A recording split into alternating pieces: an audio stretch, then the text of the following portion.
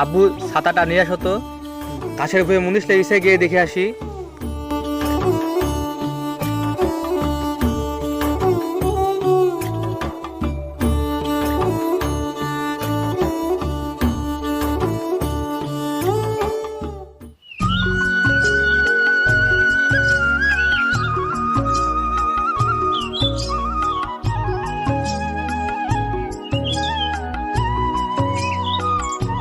ওই কাজ বের কোথায় যাচ্ছিস? আজান দিয়েছে তো, তাই নামাজ পড়তে যাচ্ছি। এই এখন কিছু নামাজ বাইক তুলে একেবারে বাড়ি যা।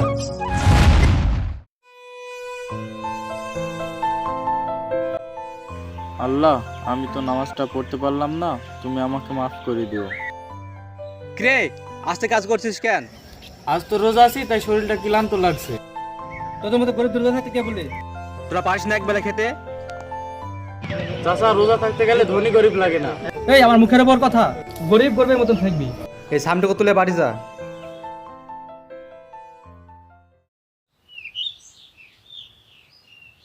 আব্বা ইফতারের সময় তো হয়ে আসছে। ওই কাকু তো রোজা ছিল, ইফতারি করে আসে। ওই গরিবকে আবার কিসের ইফতারি দিবে? একটা কলা ক্ষীর খেজুর রুটি দিয়ে যা। আচ্ছা আব্বা, আমি ইফতারি করে আসি।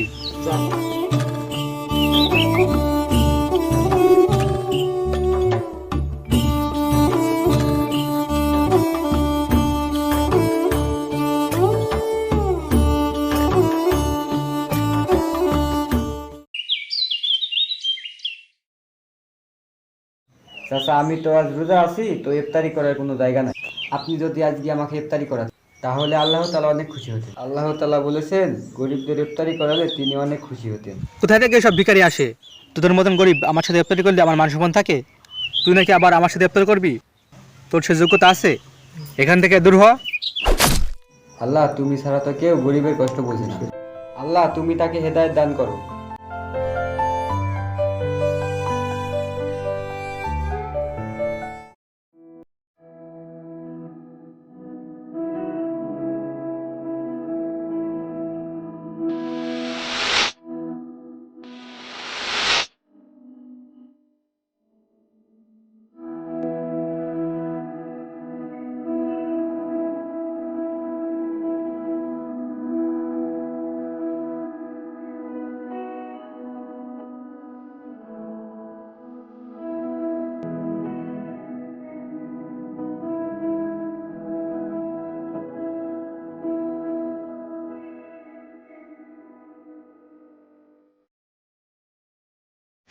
আমার এত কষ্ট আছে কেন? আর চারিদিকে এত অন্ধকার কিসের? আমার শরীর এত জ্বালা পড়া কেন করছে? আমি কিছু বুঝতে পারছি না, আমার এত কষ্ট হচ্ছে কেন?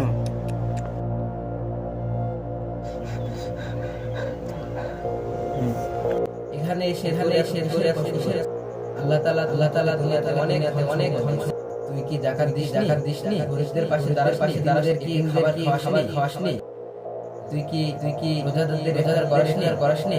আমি তো গরিব অসহায়দের পাশে দাঁড়িয়েছি, রোজাদার ব্যক্তিদের ইফতার করিয়েছি, ফকির মিসকিনদের পাশে দাঁড়িয়েছি।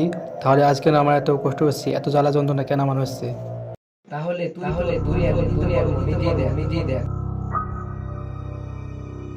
তুই নাকি আবার আমার সাথে ইফতারি করবি? তো সে যোগ্যতা আছে?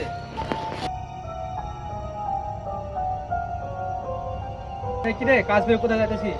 আজান দিল তো, তাই নামাজ পড়তে যাচ্ছি। এই এখন কিছু নামাজ পাটুকু তুলে একবার বাড়ি যা। আমি তো দুনিয়াতে অনেক পাপ কাজ করেছি, অনেক ভুল করেছি। আমাকে কি আবার দুনিয়াতে ফিরে দেওয়া যায় না? আমি আর ভুলগুলো সব কিছু শুধরিয়ে নেব। একবার যে আর দুনিয়াতে যেতে পারবে না। না, আমাকে মেরুন না, না আমাকে মেরুন, আমাকে ছেড়ে দাও। না না না না,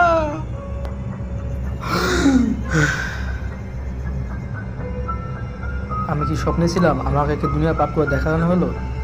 আমি যাদের সাথে অন্যায় করেছি তাদের কাছে গিয়ে আমি মাপ চেয়ে নিব।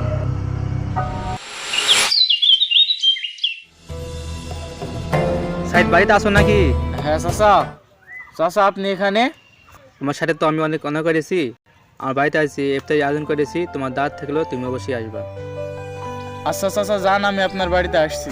আচ্ছা ঠিক আছে, তুমি আসো, আমি চলে গেলাম।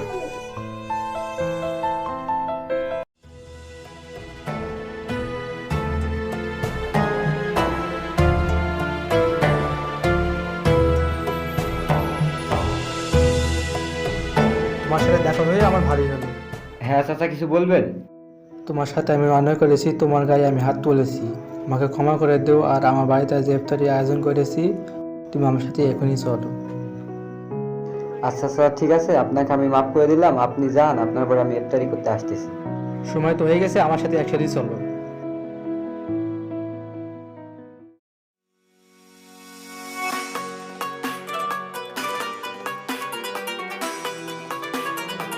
প্রিয় মুসল্লিগণ, আপনারা সবাই অবগত আছেন যে আমাদের জমিদার সাহেব অনেক ভুল করেছেন, কিন্তু আজকে সে একটা স্বপ্ন দেখেছিল, সেই স্বপ্নের মাধ্যমে আল্লাহ তাআলা তাকে হেদায়েত দান করেছেন। এই জন্য আমরা আজকে তার জন্য একটু দোয়া করব।